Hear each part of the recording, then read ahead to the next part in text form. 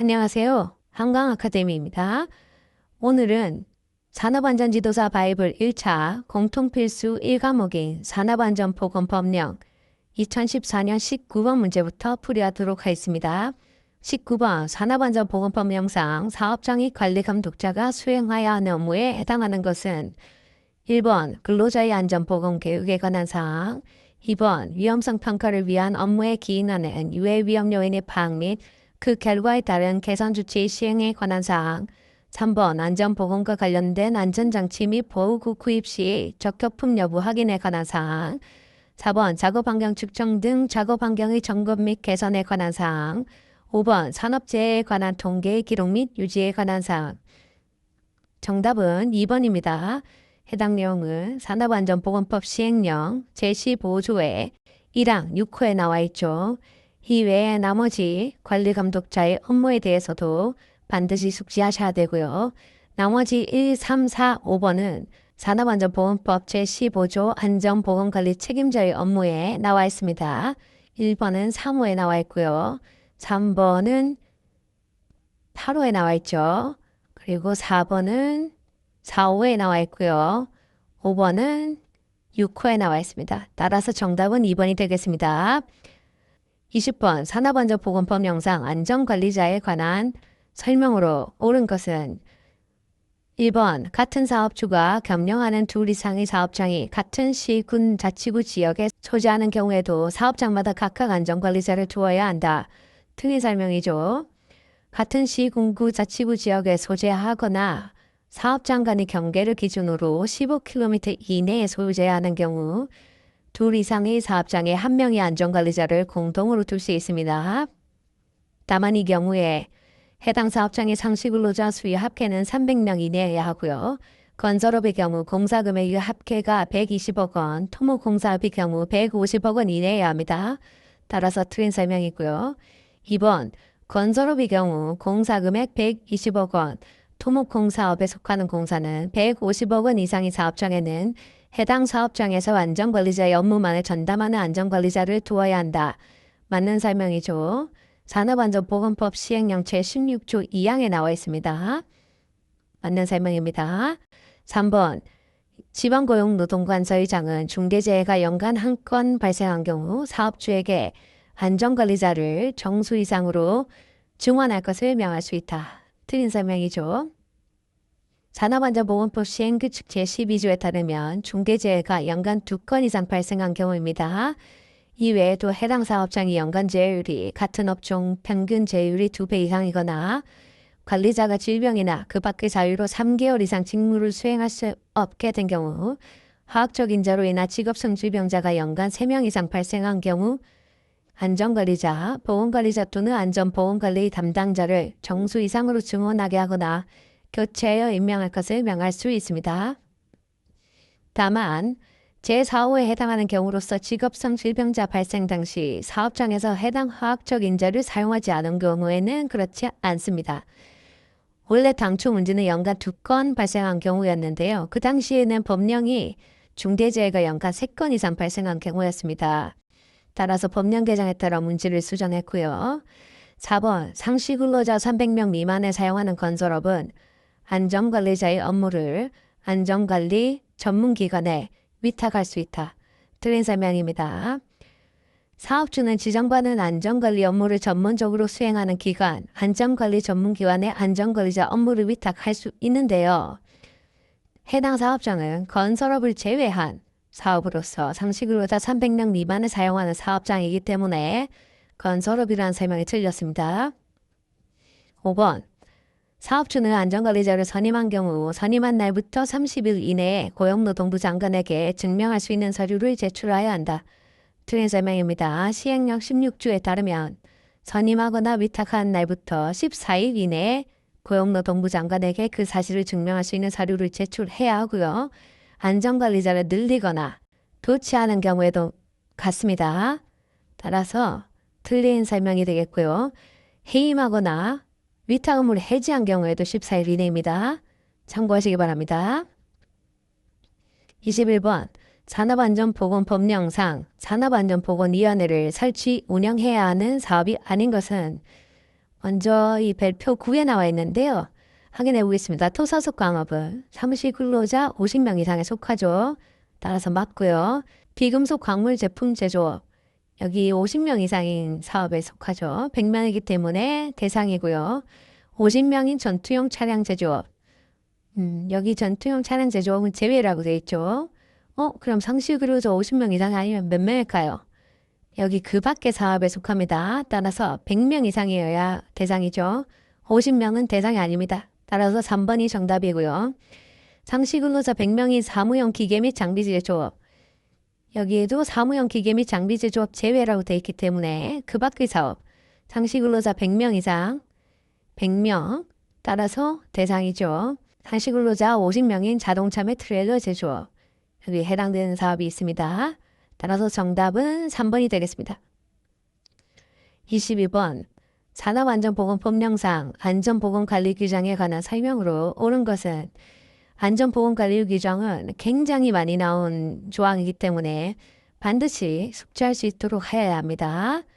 1번 안전보건관리 규정을 작성하여야 할 경우 소방, 가스, 전기, 교통 분야 등 다른 법령에서 정하는 안전관리에 관한 규정과 별도로 작성하여야 한다. 틀린 설명이죠. 시행규칙 25조 3항에 보면 다른 법령에서 정하는 안전관리에 관한 규정과 통합하여 작성할 수 있죠. 따라서 틀린 설명이고요. 2번 안전보건관리 규정은 해당 사업장에 적용되는 단체 협약 및 취업규칙에 우선한다. 틀린 설명입니다.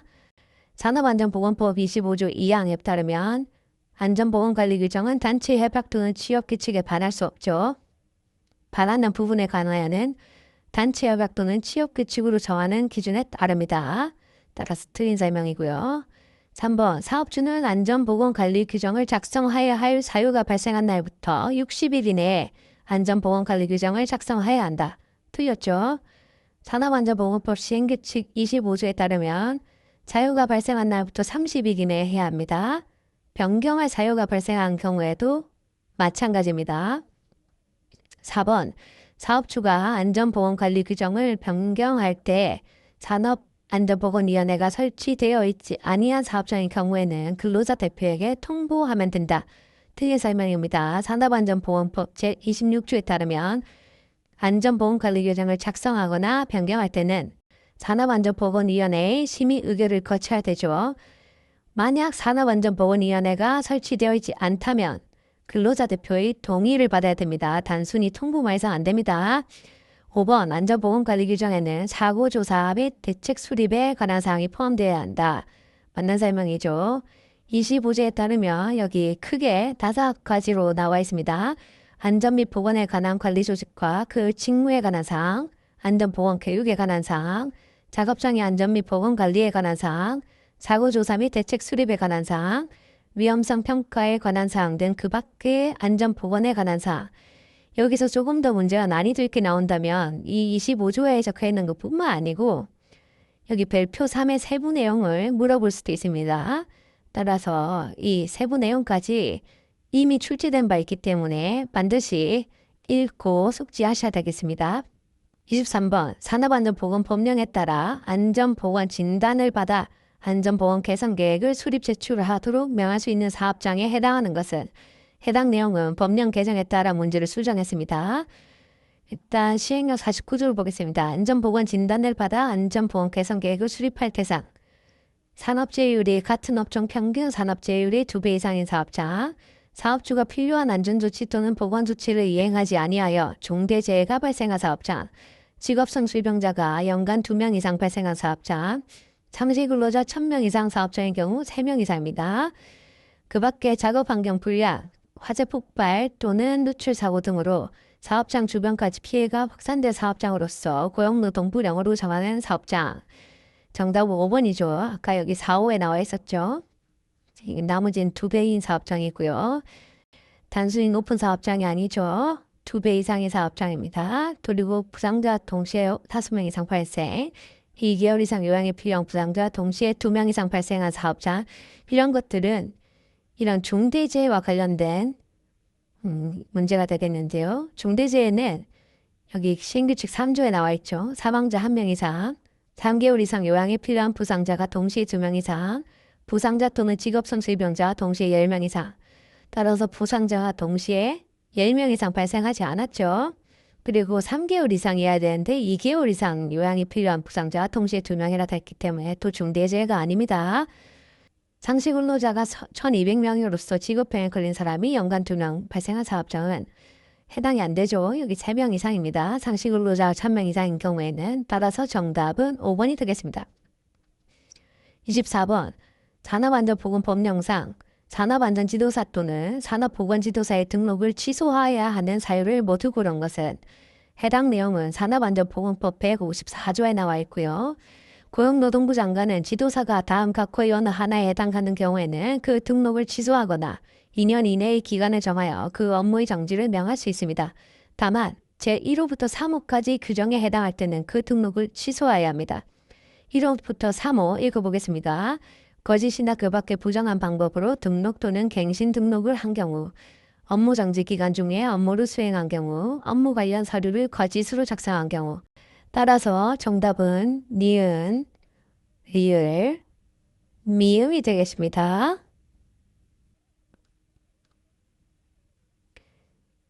25번입니다.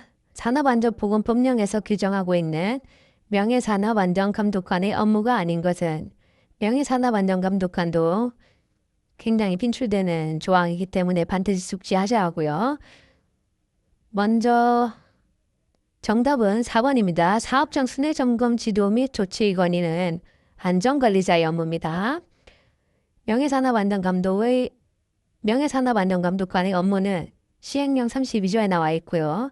사업장에서 하는 자체점검 참여 및 근로감독관이 하는 사업장 감독 참여, 사업장 산업재해 예방계획 수립 참여 및 사업장에서 하는 기계기구 자체검사 참석, 법령을 위반한 사실이 있는 경우 사업주에 대한 개선 요청 및 감독기관의 신고, 산업재해 발생이 급박한 위험이 있는 경우 사업주에 대한 작업 중지 요청, 작업 환경 측정, 근로자 건강진단 시 참석 및 그 결과에 대한 설명에 참여, 직업성 질환의 증상이 있거나 질병에 걸린 근로자가 여러 명 발생한 경우 사업주에 대한 임시 건강진단 실시 요청, 근로자에 대한 안전수칙 준수 지도, 법령 및 산업재해 예방정책 개선 건의, 안전보건의식을 북돋우기 위한 활동 등에 대한 참여와 지원, 그 밖에 산업재해 예방에 대한 홍보 등 산업재해 예방 업무와 관련하여 고용노동부 장관이 정하는 업무, 임기는 2년이고 연임할 수 있죠.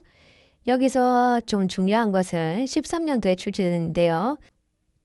산업안전보건위원회 구성 대상 사업의 근로자 또는 노사 협의체 구성 운영 대상 건설공사의 근로자 중에서 근로자 대표가 사업주의 의견을 들어 추천한 사람은 1호에 해당되죠. 여기서는 8호 업무를 제외합니다. 이 법령 및 산업재해 예방정책 개선 건의를 못합니다.